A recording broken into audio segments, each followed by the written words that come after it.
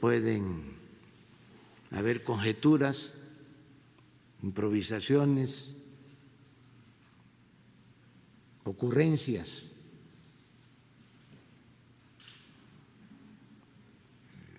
Es un asunto que requiere de especialistas. Entonces, le vamos a pedir aquí a los doctores, que son muy buenos, repito, llevamos ya tiempo atendiendo el asunto muy bien, porque les hacemos caso. A ver qué nos dicen ahora.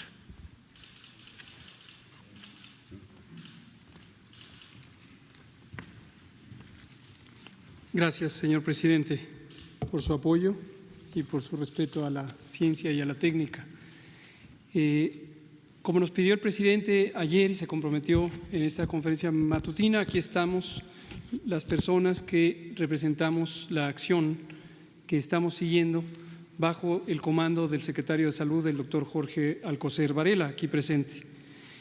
A mí me toca el rol de vocero y por eso estoy dando esa explicación, pero de antemano dejo en claro que este es un trabajo de equipo, no se puede hacer por una sola persona. Y aquí participan numerosas personas de instituciones nacionales y también del apoyo internacional. Quisiera, con el permiso del presidente, presentar a los que están aquí presentes. Está mi maestro, el secretario de Salud, que ya todo el mundo lo conoce. Está el señor Cristian Morales Furiman, quien es representante de la Organización Mundial de la Salud y Organización Panamericana de la Salud en México, y que en unos minutos nos va a comentar sobre la perspectiva internacional. Está la doctora Oliva López Arellano, secretaria de Salud de la Ciudad de México y experta en salud pública. Está el doctor Víctor Hugo Borja Aburto, epidemiólogo y director de prestaciones médicas del Instituto Mexicano del Seguro Social. Está Ricardo Cortés Alcalá, director general de promoción de la salud y también epidemiólogo. Está el doctor José Luis Salomía Segarra, quien es el director general de epidemiología, es el coordinador técnico de la respuesta y es también epidemiólogo. Está el doctor Gustavo Reyes Terán, quien es especialista en infectología y medicina interna, investigador nacional, experto en virología. La doctora Aletze de la Torre, quien es directora general del Centro Nacional para la Prevención y Control del VIH-Sida, pero ella es infectóloga, especialista también en salud pública y experta en preparación y respuesta ante epidemias. Está la doctora Lorena Rodríguez Bores, quien es secretaria técnica del Consejo Nacional de Salud Mental, psiquiatra, experta en el manejo de crisis emocionales, tanto en el campo individual como en la salud pública mental. Está el doctor Jean-Marc Gabastú, quien es asesor regional de la Organización Panamericana de la Salud para bioseguridad y respuesta a emergencias. Y está el doctor Ruy López Ridaura, director general del Centro Nacional de Control de Enfermedades y Programas Preventivos, y es epidemiólogo también y experto en salud poblacional. A continuación, ellos, solo para dejarlo nuevamente claro, ellos representan los puntos de coordinación de una amplia respuesta que involucra a diversas instituciones nacionales y ha habido un diálogo muy fluido con los institutos nacionales de salud que coordina el doctor Reyes Terán, con los investigadores nacionales y más de 3,000 expertas y expertos en el campo de atención médica, enfermedades virales, que provienen de las instituciones públicas de investigación y enseñanza superior. Entrando en materia, en el primer mapa, este mapa lo produce todos los días la Organización Mundial de la Salud, nosotros simplemente lo replicamos para fines de coordinación o comunicación, y se representa la situación actual de la distribución del coronavirus 2019 hasta el corte de ayer por la tarde. Se han acumulado más de 118,000 casos, 80,000 de ellos, casi 81,000, fueron registrados en China, 37,000 fuera de China y han fallecido, muy desafortunadamente, 4,292 personas. Esta situación, como conocen ustedes y conoce el pueblo, cambia cada día de acuerdo a la evolución o el avance de la epidemia, y lo que vamos a ver es que distintos países tienen ya al menos un caso. Hasta el momento se han registrado 105 países, gruesamente la mitad del mundo, que tienen al menos un caso, y en 10 países existe transmisión comunitaria activa. Esta transmisión comunitaria la explicaré en un minuto, la hemos comentado todos los días. Se trata de un fenómeno en donde ya no solamente hay casos importados, sino que en el propio país hay distribución de contagios. No es el caso de México, como lo voy a explicar y lo hemos dicho todos los días. Lo que a continuación quiero señalar es 4 ejemplos de estos países, 4 de los 10 que tienen transmisión comunitaria, y representar 2 ideas fundamentales. Una, las acciones que están tomando de acuerdo a el estado que se encuentra la epidemia, que es este de transmisión comunitaria sostenida, y lo segundo, el periodo que en general ha transcurrido entre la detección del primer caso y la entrada a este periodo de transmisión comunitaria. Esto es de especial interés para entender la situación en México y no empezar con conjeturas de que resulte sospechoso que estemos en una fase de importación. Verán ahorita las similitudes con el resto del mundo. En España tienen ya transmisión comunitaria y la mitad de los casos están en la capital del país, en Madrid, y en Madrid se han tomado algunas decisiones de restricción de movilidad y concentración de población, especialmente en las escuelas y sitios de congregación pública. ¿Por qué razón? Porque están en la etapa 2 o escenario 2 que hemos comentado todos los días y va a ser la última diapositiva que hoy presentemos.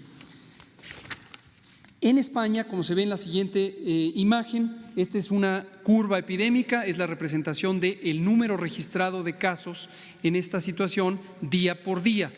Lo que pueden ver ustedes es en el extremo el primer caso, y el primer caso en España ocurrió el 1 de febrero y han transcurrido 27 días hasta el momento en que entran en transmisión comunitaria. En la siguiente diapositiva está el caso de Francia. En Francia tienen también propagación y brotes comunitarios, están en el escenario 2, pero no han tomado medidas tan restrictivas como las de España. Con ello lo que quiero destacar es que, como lo ha señalado la Organización Mundial de la Salud, y seguramente lo dirá el representante en México, cada país toma decisiones de acuerdo a su realidad. Esta realidad incluye qué tanta capacidad existe en la parte de salud pública para hacer las 3 medidas fundamentales de contención, que son la detección temprana de los casos y su diagnóstico, el aislamiento de los propios casos y el estudio de contactos. Además, por supuesto, de la comunicación pública, que algunos países decidimos tenerla de manera continua, todos los días, en algunos casos 2 veces al día, como precisamente ocurrirá hoy. Ese es el caso de Francia. La curva epidémica de Francia, que es esta representación de los números de casos por día, lo que nos muestra es que Francia empezó el 25 de enero con la detección de su primer caso y pasaron 31 días hasta que llegó al punto de transmisión. Lo que representan estas gráficas es, en la línea roja, los casos que se han acumulado, en la línea verde, los casos que se registran día por día y por eso tienen mayor variación, y en la línea amarilla o dorada, el porcentaje de muertes respecto a los casos identificados. En el siguiente ejemplo es Alemania. En Alemania tenemos también una situación en donde hay propagación comunitaria, pero mucho más focalizada en comparación a lo que ocurre en España, por ejemplo.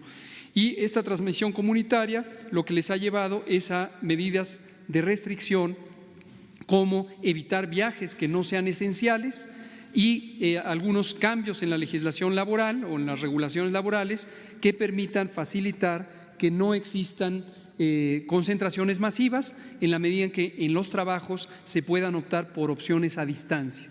Un buen número de trabajos permite, por la naturaleza del trabajo, que no es manual, hacer el trabajo a distancia, y esto es una opción que siempre es posible considerar en la salud pública. En Alemania, como se ve en la curva epidémica, Alemania detectó su primer caso también el 1 de febrero y transcurrieron 28 días hasta el punto de inicio de la curva epidémica ascendente. La siguiente tenemos la situación de Estados Unidos. Aquí lo destacamos por los anuncios recientes que ocurrieron ayer por la noche en voz del presidente de ese país vecino. Destacamos, en Estados Unidos existe transmisión comunitaria. Como ya dijimos, transmisión comunitaria es que no solamente las personas que adquirieron el virus fuera son casos, sino también los contagios que inicialmente ocurren. Generalmente esto ocurre en pequeños brotes comunitarios y destacamos, y por eso está el mapa de Estados Unidos, que Estados Unidos es un país extraordinariamente extenso territorialmente, que tiene más de 300 mil millones de habitantes, 300 millones de habitantes, perdón, ya con la dimensión de China se confunde uno. 300 millones de habitantes, gruesamente 3 veces la población de México. Y vean ustedes cómo hasta el momento la epidemia está concentrada en 4 estados: Washington en el noroeste, Nueva York en el noreste, Oregón y California. Y esta transmisión comunitaria es importante considerarla también en proporción de la población. En su momento lo habíamos presentado para el caso de China. China, con esos 80,000 casos y una población de 1.300 millones de habitantes, el número de casos representaba el 0.001% de la población. Lo enfatizamos porque, sin minimizar la importancia de esta epidemia, que quede muy claro, sin minimizar la importancia de la epidemia, a veces los números nos llevan a pensar que cuando un país tiene casos, ya es todo el país. Y la realidad epidemiológica es que no. Y por eso el doctor Tedros Ghebreyesus, director general de la Organización Mundial de la Salud, ayer señalaba la importancia de no perder la oportunidad de seguir utilizando las medidas de contención en salud pública, la detección temprana de casos y su diagnóstico, el aislamiento y el estudio y contención de los contactos. Veamos la curva epidémica de Estados Unidos. Estados Unidos detectó su primer caso el 23 de febrero de este año, y pasaron 33 días hasta que llegó a esta fase de ascenso en el número de casos con transmisión comunitaria. Centrémonos ahora en México. México, con lo que hemos informado todos los días, hasta el momento ha tenido 12 casos. Ahí vean la inconsistencia, es un error de la gráfica o de la diapositiva. Arriba dice 11 casos, agregamos en este lado la cuenta porque ayer por la noche, justo mientras estábamos en la conferencia de prensa, el Estado de Nuevo León anunció el caso número 12. Estas desfases de información no deben preocuparnos. Hemos destacado que los gobiernos estatales son libres y soberanos, los gobernadores y las gobernadoras son autoridades sanitarias y, por supuesto, pueden tener la necesidad de informar tempranamente los casos conforme se detectan en los estados. No hay ningún problema porque nosotros hacemos un corte de información a mitad del día y entonces incluimos los casos que hasta el momento estén registrados. Puede ser que al día siguiente haya otros nuevos que están en estudio y se completa su estudio. De estos casos confirmados, quiero destacar que todos han sido casos leves, excepto uno que permaneció 24 horas en atención avanzada y después pasó a atención general y después de 4 días fue dado de alta en un hospital. Todos los demás han tenido una condición leve. Hoy todavía no está en la estadística, pero hoy nos informan que están estudiando un caso adicional nuevo, será el número 13, que está en cuidado especial porque es un hombre de 71 años que pudiera estar teniendo una enfermedad más avanzada. Lo digo porque hemos destacado que la distribución del comportamiento de esta enfermedad en la población es la siguiente: 8 de cada 10, 80%, van a tener una enfermedad leve o tan leve que no se den cuenta o que no nos demos cuenta y lo tengamos. Esto precisamente hace sentido de lo que declaró ayer la canciller alemana Angela Merkel cuando decía hasta 70% de la población alemana va a estar infectada. Sí, en todo el mundo lo más probable es que hasta el 70% de la población esté infectada. Pero es indispensable, es muy importante que la población, todos ustedes, distingan infección, que es que el virus entró al cuerpo, de enfermedad. Hay muchísimas situaciones de salud que tienen esa diferencia. un virus que puede entrar al cuerpo, el cuerpo responde con el sistema inmune, el sistema de defensas, genera anticuerpos, elimina al virus y no nos enteramos que lo tuvimos. En este caso puede ser hasta 80%. 15% de las personas puede ser que tengamos una enfermedad que sí nos demos cuenta, porque tengamos la versión leve de la enfermedad. ¿Cuál es esta? Dolor de cabeza, dolor de garganta, tos, estornudos, fiebre, 38 o más grados generalmente, y dolor de músculos de huesos, dolor de cuerpo y una sensación de fatiga. Como hemos dicho, esto se parece a la influenza, se comporta igual, es un virus distinto, pero se comporta igual que la influenza. Y 5% de la población pudiera tener una situación delicada o incluso grave. También puede haber muertes, pero afortunadamente es la minoría de personas. 5% decimos puede tener la necesidad de servicios hospitalarios, de estar internados porque tengan una inflamación de los pulmones, una neumonitis, y esto puede ser una situación que hay que tener el mayor cuidado. Destaco quiénes son estas personas que están en riesgo de complicarse, porque a estas personas hay que cuidarlas, se tienen que cuidar ellas mismas, pero todos tenemos en las familias, en las comunidades, estar atentos de atender a esas personas. En primer lugar son las personas mayores de edad, igual que en la influenza. También los niños menores de 5 años. También las mujeres embarazadas. Nunca dejaré de destacar a las mujeres embarazadas. Para coronavirus no hay una demostración científica directa de que las mujeres embarazadas tienen mayor riesgo, pero conocemos ampliamente que la influenza es mayormente de preocupación en las mujeres embarazadas porque se pueden complicar, y otras enfermedades por virus también pueden afectar más gravemente a las embarazadas. Entonces, cuidar a las mujeres embarazadas. Las personas que tienen ciertas enfermedades crónicas, diabetes, hipertensión, la presión arterial alta, enfermedades crónicas del corazón, enfermedades pulmonares como el enfisema y la bronquitis crónica. Esto importante, fumar es uno de los grandes males de la salud pública. El cigarrillo y también los vapeadores se asocian a problemas de salud importantes. Entonces, las personas que tienen enfermedad pulmonar, una de las causas muy comunes es fumar.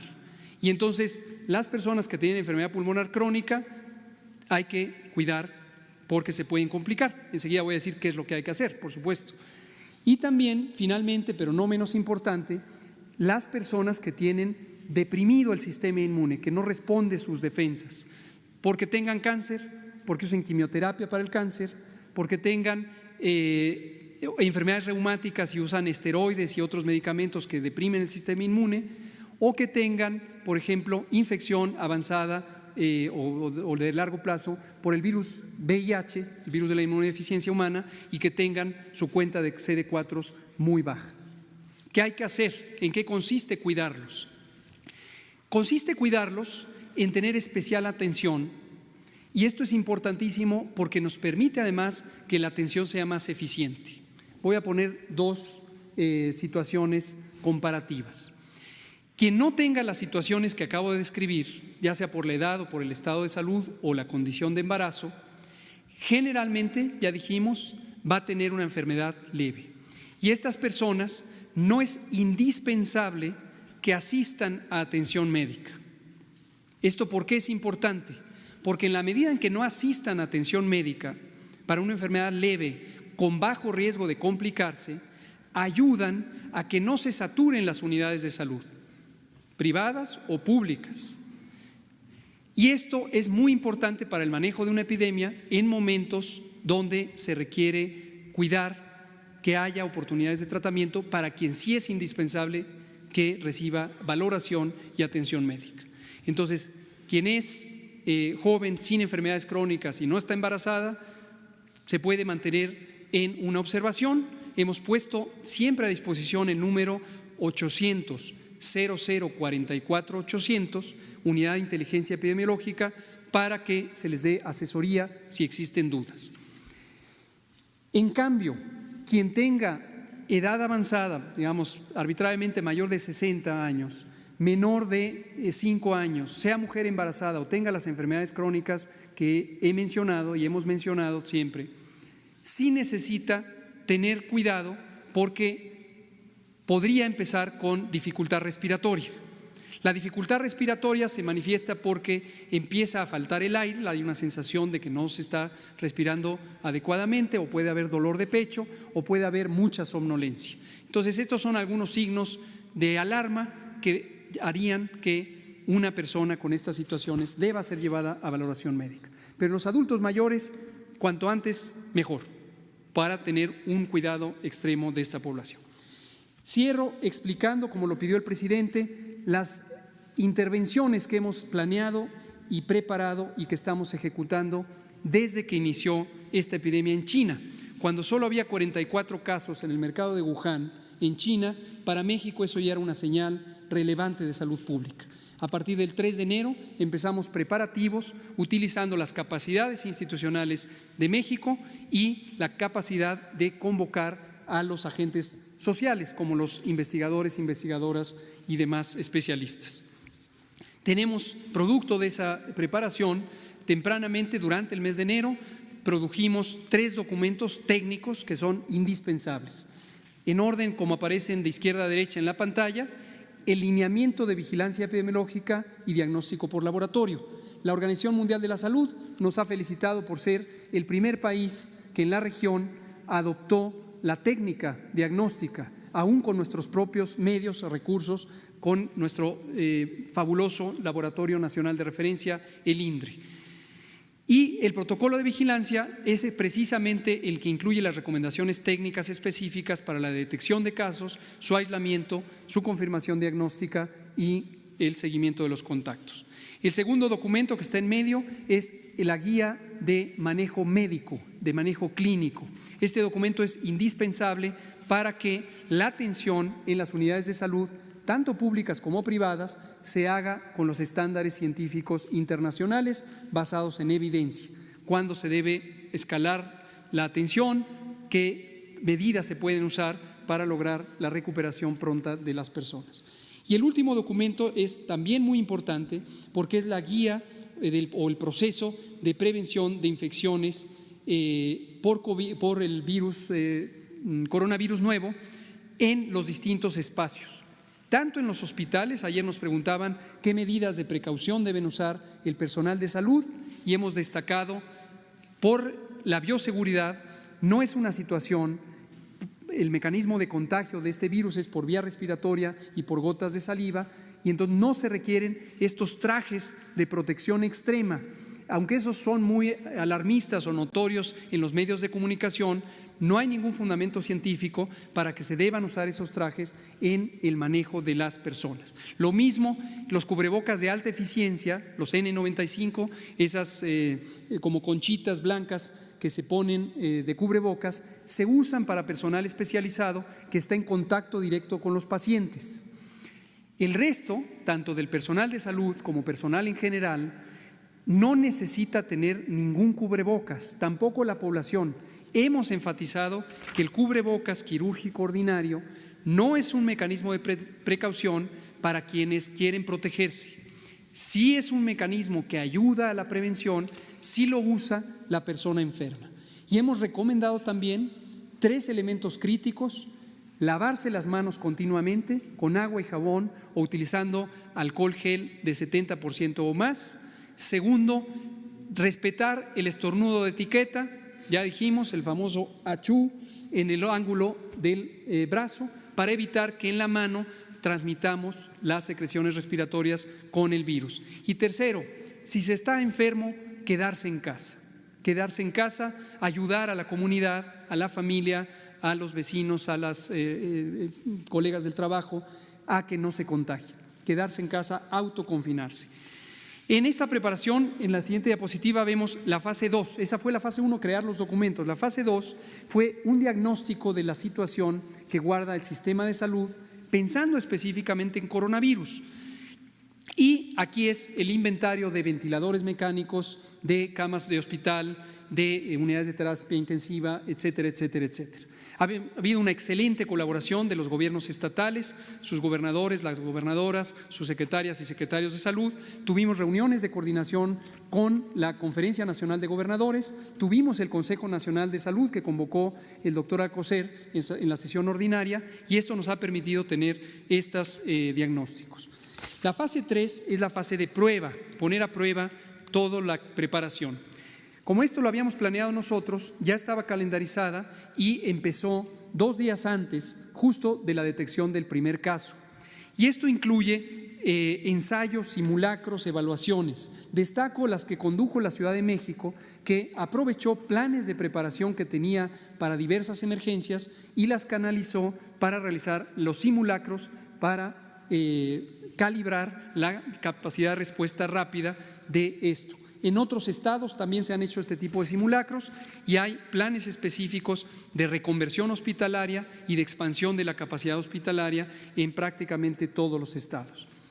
La siguiente, un elemento crucial, y lo digo como alguien que vivió de manera muy directa la pandemia de influenza de 2009, es la disciplina, el orden, la claridad de comunicación y la transparencia. Estos son ingredientes específicos. Por eso no me restrinjo en agradecerle al presidente lo que ha dicho del respeto a lo que representa el orden y la autoridad científica en esta materia.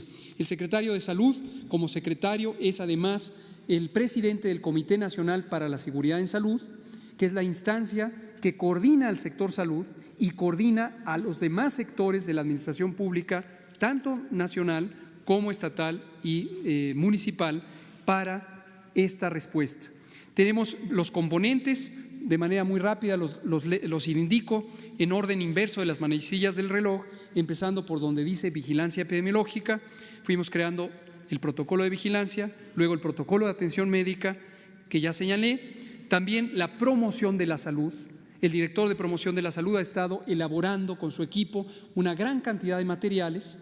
Todos estos son disponibles al público y ayudan a resolver la mayoría de las dudas que tiene la ciudadanía sobre qué se debe hacer. La página web es la página del gobierno, gov.mx/coronavirus.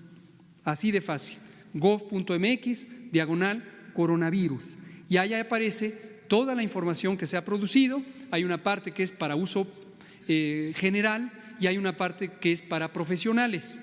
Ambas son públicas y ustedes como periodistas pueden consultar toda esta información y resolver la gran mayoría de las dudas al respecto, pero además esto nos ha ayudado a hacer una divulgación. Esta idea de que no hemos divulgado suficiente no está amparada en la realidad, porque todo esto lo hemos informado a veces hasta 2 veces al día en esta tribuna, más otras conferencias de prensa y comunicados que hacemos todos los días. La sanidad internacional es importantísima, todavía persistían por ahí algunas inquietudes respecto a los aeropuertos. Desde el principio hemos alineado las unidades de sanidad internacional, particularmente en los aeropuertos internacionales que reciben viajes en su momento de China y hoy de cualquiera de los 10 países con transmisión activa. Hoy vamos a escalar, como estaba planeado desde el inicio, el tamizaje. El tamizaje es esta identificación temprana de las personas que pudieran tener síntomas a través del monitoreo de temperatura y a través del interrogatorio de síntomas. Esto lo hicimos desde el principio, pero no se notaba porque estaba focalizado a los vuelos que venían de China. Hoy va a ser más notorio porque hay vuelos que vienen de 10 naciones con transmisión activa. Entonces, esta es la idea. No se pretende, quiero dejarlo sumamente claro, no se pretende ni se piensa hacer restringir los viajes internacionales hacia México, ni cerrar fronteras, ni cerrar puertos marítimos. Estas medidas no tienen un fundamento científico sólido. En toda la historia de las epidemias no hay demostración científica alguna de que estas medidas extremas pudieran ayudar a disminuir el riesgo de transmisión y tampoco ayudan porque tienen gravísimas consecuencias económicas y sociales. Además, son contrarias al Reglamento Sanitario Internacional y su esencia, que de manera muy formal indica que hay que usar las medidas científicamente válidas, apropiadas a la situación y sin alterar el comercio internacional o la movilidad de las personas. Entonces, no se considera eso, pero sí hay muchísimas otras medidas útiles que son las que hemos puesto en práctica. La parte administrativa financiera es un grupo de trabajo. Agradecemos también a la Secretaría de Hacienda y Crédito Público, que a través de Oficialía Mayor nos ha ayudado a el flujo pronto de del presupuesto para la adquisición de insumos y también a la compra consolidada de insumos. Esta es importantísima, también fue acordada en el Consejo Nacional de Salud tener una compra consolidada. ¿Por qué razón? Porque si empiezan las compras de pánico, tanto por parte de la población como por parte de las instituciones o los gobiernos estatales, se vicia el mercado y puede ser que en una entidad federativa se compre de más por una sensación de pánico y en el estado vecino se quede sin recursos, sin materiales. Dinero no falta. Agradecemos también las instrucciones claras del presidente para no menoscabar los recursos que son necesarios para esto. Y la adquisición de insumos se hace de manera organizada, bien concertada y fundamentada técnicamente. Termino con los últimos tres de manera muy rápida.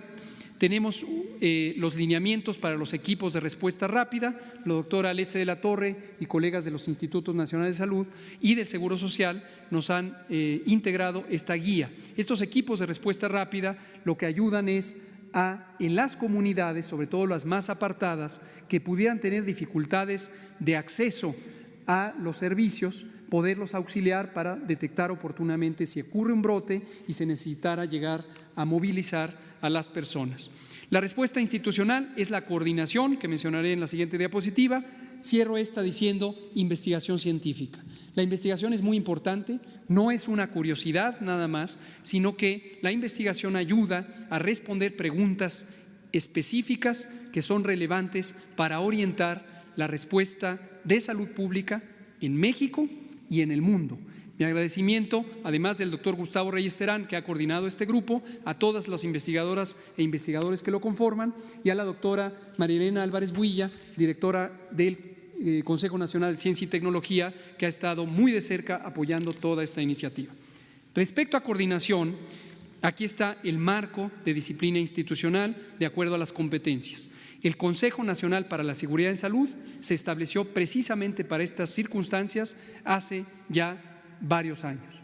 Y este comité tiene sus comités estatales que los presiden los secretarios, los gobernadores y gobernadoras y su correspondiente en el nivel municipal que está en las jurisdicciones sanitarias. Hay una perfecta alineación de estos órganos de coordinación y aquí reconozco y agradezco a David León, el coordinador general de Protección Civil, porque él preside el Comité Nacional de Emergencias y hay una organización para que el Comité Nacional de Emergencias le ha transferido la responsabilidad de la parte que le toca a Salud, para que Salud coordine todo en el contexto de este Comité para la Seguridad en Salud, y el Comité Nacional de Emergencias se mantiene expectante y en apoyo a la respuesta sanitaria. Las últimas dos son importantes para visualizar los escenarios. La siguiente, por favor. Como hemos dicho, existen 3 escenarios. Dicho sea de paso, estos 3 escenarios son exactamente los mismos que la Organización Mundial de la Salud presentó en su documento publicado el 7 de marzo. Son los escenarios que nosotros habíamos identificado desde enero con nuestra preparación. Escenario 1, importación. Son pocos casos, vienen de fuera los contagios, es decir, se contagiaron fuera del país.